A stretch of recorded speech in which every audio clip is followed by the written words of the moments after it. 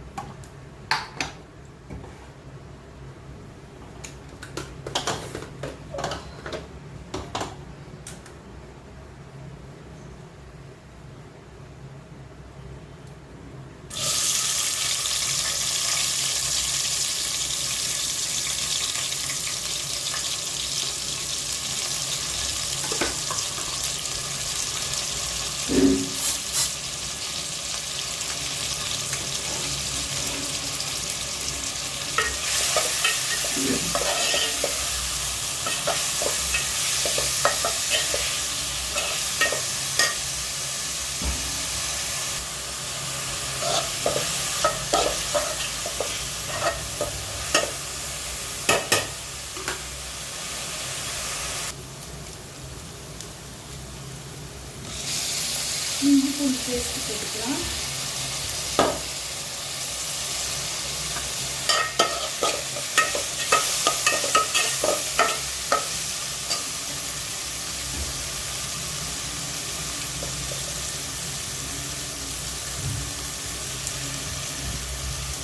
இஞ்சி பூண்டு பேஸ்ட்டு,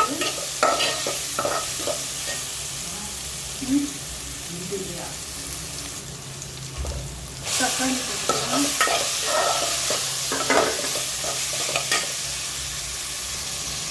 மஞ்சள் போட்டுக்கலாம். போட்டு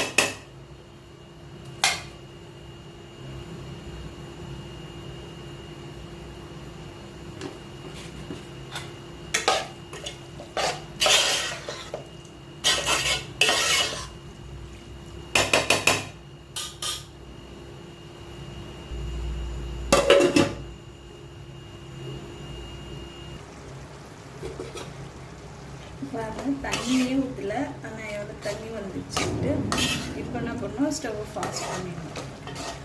நல்லா விட்டு வெந்துடும்.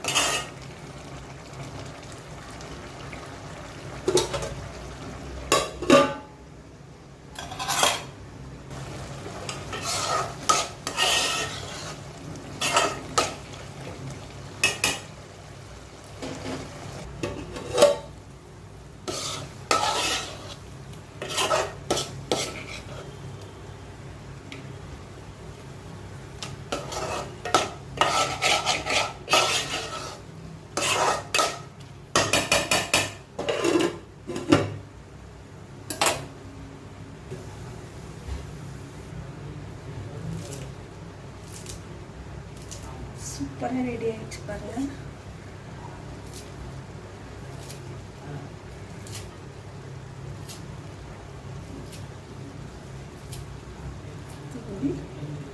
இறக்கிடலாம்.